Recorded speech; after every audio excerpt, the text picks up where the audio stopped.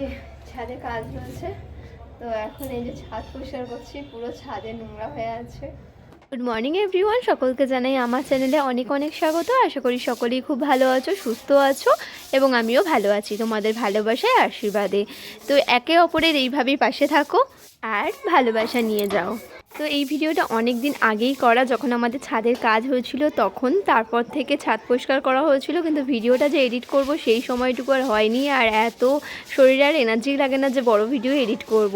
তো ফাইনালি আজকে বসলাম এতদিন পরে এডিট করার জন্যে।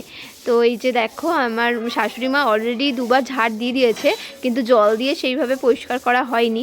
আর যেহেতু এখানে রডগুলো টিনগুলো রাখা ছিল অনেক দিনই প্রায়, তো সেই কারণে না ছাদের মধ্যে একটা জং জং একটা ব্যাপার এসে গেছে, শ্যাওলা জং নোংরা এরকম অনেকটাই হয়ে গেছে।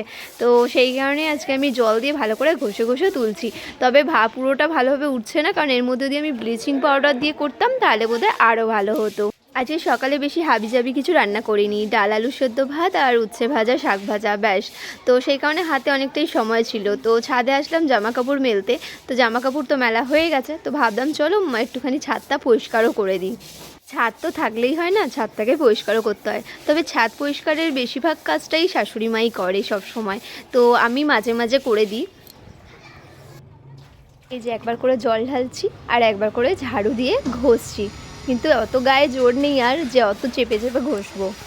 আছে নেই মামার থেকে কানা মামা অনেক ভালো, তাই একদম নোংরা থাকা থেকে যতটুকু হয় ততটুকু করাই ভালো। আর একবারে করতে গেলে তখন আর উঠতেও চাইবে না, বরঞ্চ একটু একটু করে রাখাটাই ভালো হবে। আর এই যে আমার সামনে টেবিলটা দেখছো, এটা কিন্তু পুরোটাই লোহার টেবিল, এর উপরে কিন্তু কাজ দিলেই এটা কিন্তু খুব সুন্দর ডাইনিং টেবিল হয়ে যাবে খাওয়ার জন্যে।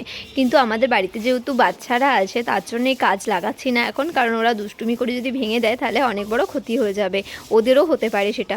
তো সেই কারণে লোহার এটা রাখাই আছে আমাদের ছাদে তুলে, যদি ভবিষ্যতে কোনো দিন মনে হয় যে এটা পাতবো তখন তাহলে কাজটা কিনে লাগিয়ে দিলে কিন্তু এটা খুব সুন্দর একটা ডাইনিং টেবিল হয়ে যাবে। তো এর মধ্যে আমি এখন ছোট ছোট রুমাল মোজা এগুলোই মেলি সারাক্ষণ।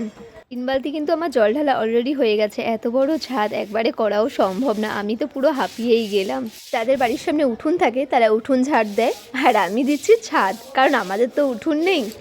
মোটামুটি একটা দিক ঘষে নিয়েছি ভালোভাবে, আর একটা দিক বাকি আছে। তো লোহার টেবিলটা একটুখানি সরিয়ে নিলাম। এই যে এক বালতি জামা কাপড় আরও ছিল, তো সেগুলো এখন এবার মেলে দিই, পরে আবার বাকি ছাদটা ধুয়ে দেবো, কারণ জামা কাপড়গুলো শোকাতেও সময় লাগবে। আর এখন তো ওইভাবে রোদ্দুরের তাপ আসেও না, যতটুকু আসে ততটুকুতেই শোকাতে হয়। রোদের তাপ ভালো থাকলে মোটামুটি তাড়াতাড়ি শুকিয়ে যায়।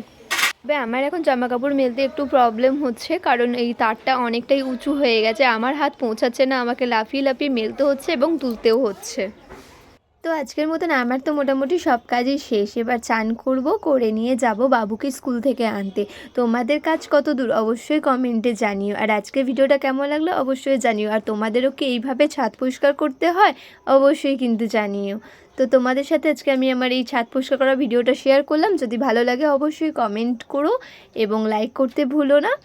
আর এই দেখো, এটা হচ্ছে আমার হালকা কালারের একদম সোয়েটার, তো এটা একদিন না দুদিন মাত্র পরেছি, তাতেই খুব নোংরা হয়ে গেছে।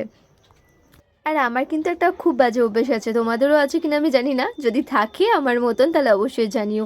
আমি যে জামাটা পরে রান্না বান্না করি সেই জামাটার মধ্যেই হাত মুছে ফেলি, মানে সেটা হাত ধুই বা না ধুই, আমার মানে অন্য কোথাও মোছার আর সময় হয় না, নিজের জামার মধ্যেই মুছে ফেলি। তো এটা কি তোমরাও করে থাকো অবশ্যই কিন্তু জানিও। আর এই যে চাদরটা দেখছো, এটা কিন্তু আমি মিশো থেকে অর্ডার দিয়েছিলাম, গার্ডার দেওয়া চাদর। এটা কিন্তু পাততে খুবই সুবিধা, একটুও সরে যায় না, যেহেতু গদি আছে বিছনার মধ্যে, তো গদির মধ্যে আটকে দিলে কিন্তু খুব ভালোভাবে আটকে থাকে।